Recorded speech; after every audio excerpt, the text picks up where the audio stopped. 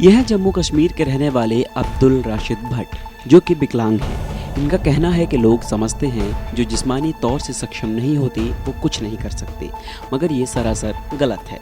अगर सरकार इनकी कुछ मदद करे तो ये लोग बेहद काबिल बन सकते हैं। कोरोना काल में भी इन्होंने लोगों की काफ़ी मदद की थी।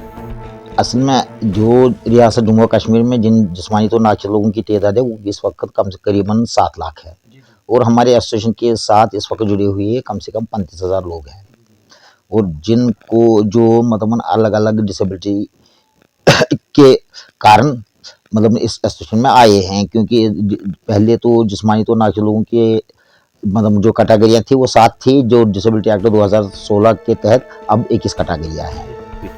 इनका कहना है कि सोशल डिपार्टमेंट से इनको 1000 रुपये मिलते हैं। इस महंगाई के युग में उससे गुजारा कर पाना बेहद ही मुश्किल है। ये कहते हैं कि मैं टांगों से विकलांग हूँ लेकिन दिमाग से नहीं। ऐसे में यदि सरकार से थोड़ी मदद मिल जाए तो और बेहतर काम कर सकते हैं। देखिए, मैं एक बात बता दूंगा आपको कि जिस तरीके से लोग समझते हैं कि जिस्मानी तौर नाखिस लोग किसी काम के नहीं है, मगर वो उनको मतलब जहन से बाहर निकालना चाहिए कि अगर जिस्मानी तौर नाखिस लोगों की हौसला अफजाई की जाएगी, उनको मदद किया जाएगा, वो खुद अपने टांगों पर खड़ा हो जाएंगे अपने मेहनत करके। कैसे आप पेट पालते हैं, किस तरह अपना पेट पालते हैं? देखिए, जैसे कि मतलब बहुत सारे लोग ऐसे भी हैं जिनको घरेलू हालात भी मतलब ठीक नहीं है और अपना मतलब ऐसा कोई मतलब उनका गुज़ारा भी नहीं है जिससे तरीके से वो काम करना चाहते हैं।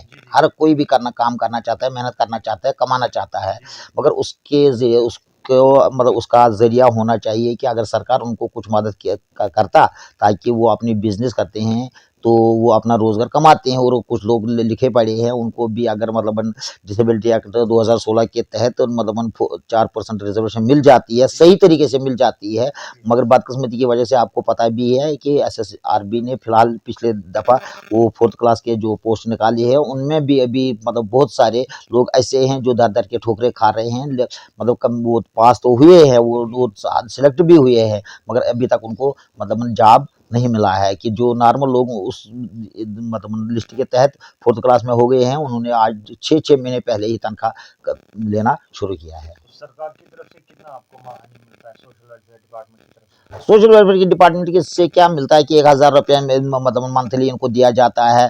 तो उसमें आपको इस महंगाई के दौर में आपको भी पता है कि मतलब महंगाई के दौर में एक जिस्मानी तो नाखिस इंसान को क्या मिले मतलब आएगा। कि आपको पता है इस वक्त चाय का एक कप 50 रुपया है, तो एक जिस्मानी तो नाखिस लोग क्या खाएगा उस 1000 रुपये में। तो एक असल जो है आपने काम किया कोविड के दौरान, लोगों में रिलीफ बांटा। मुझे सबसे पहले बताएं, एक नौजवान आप हैं, तो कैसे आप लोगों ने मदद किया कोविड में? देखिए, मैं एक बात बता दूँगा कि मैं जिस्मानी तौर नाखिस तो हूँ, इसमें कोई शक नहीं है कि मगर टाँगों से है, उनके दिमाग से नहीं है उनके।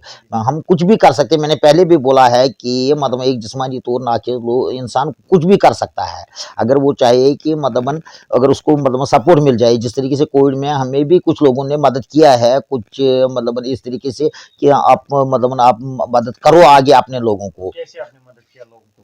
तो जिस तरीके से हमें बहुत सारे मतलब लोगों ने मतलब हम गए बहुत सारे लोगों के पास और कुछ डोनेशन भी मिला है हमें और कुछ चंदा भी हमने किया है, तो उसके ज़रिए हमने उठा के मतलब वो जमा करके आपको भी पता है, आपने भी उस पर स्टोरी बनाई और उसका उसकी मतलब कवरेज की है, तो आपको भी पता है, आपको बोलने की ज़रूरत नहीं है और मीडिया सब मीडिया को भी पता है और आपकी वजह से कैसे घरों तक पहुंचे वो जरा बताएं। आदमी हमने मतलब ये मजदूरी पर ले लिया है, जो उनके साथ गया है और खुद में ऑटो में मतलब अपनी स्कूटी पर उनके आगे आगे चलता गया और वो लोगों को बांटता गया। तो और क्या किया आपने लोगों को? हमने उसमें मतलब फूड किट जो होती है ना, पूरा फूड किट होती है और उसमें मतलब सैनिटाइजर ये मतलब सैनिटाइजर भी था, उसमें कोई मास्क भी था, उसमें जो मतलब मसाले वगैरह थे, राशन थे, वो हमने पूरा दे दिया। तो आपको कितना अच्छा लगा जब एक नौजवान होते हुए आपने कोविड के दौरान सारा बंद था, लॉकडाउन था, आपने भूखों को रोटी खिलाया? बिल्कुल, वो तो सही बात है। जब मतलब कोई खुद भूखा होता है, तो जब वो कोई जो जब कोई खुद भूखा होता है तो उसको पता चलता है कि आगे वाले भूखे को भूखा जो होता है तो उसका क्या असर होगा। तो आखिर पे आपकी तरफ से यहाँ के गवर्नर साहब को क्या अपील है?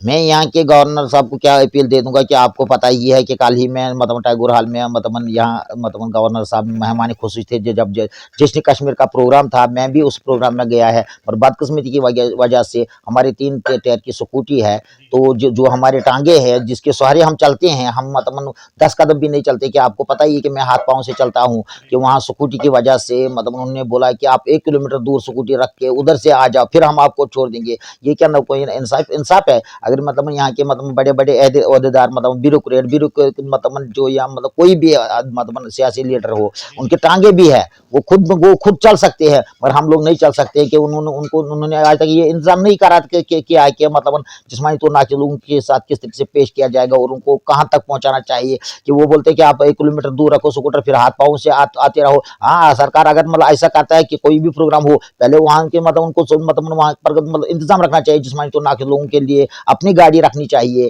तो ताकि वो अपने ठिकाने पर पहुंच जाएंगे। हाँ नहीं, अगर तो ये नहीं है तो हमारे स्कूटी को पूरी तरीके से चेक किया जाए, तो तब हमें अंदर जाके छोड़ दे। फिर वही स्कूटी वाले अगर हमारी स्कूटी वहां से निकाल कर दूसरी जगह पर भी रख लेते, जब तक हम मतलब अंदर से निकलेंगे, तब फिर वापस आके हमें दे देते, वो भी अच्छा होता है। पर बदकिस्मती की वजह से यहाँ की एलजी एडमिनिस्ट्रेशन ने मतलब हमारे साथ मतलब इस तरीके से, ये तो अच्छा नहीं लगा मुझे भी, और लोगों ने भी इस पर मतलब बहुत ही सराहना मतलब अफसोस की मतलब किया है। तो इसलिए मैं यहाँ की सरकार, गवर्नर इंतजामिया और मरकजी हुकूमत से अपील करता हूँ कि जिस्मानी तौर नाचे लोगों की तरफ पूरे तरीके से ध्यान दिया जाए, इनके मसले मसाइल हल किए जाए और उनके मुश्किलात में इजाफा ना किया जाए, बल्कि इनको आसान किया जाए। यही मेरी गुजारिश है।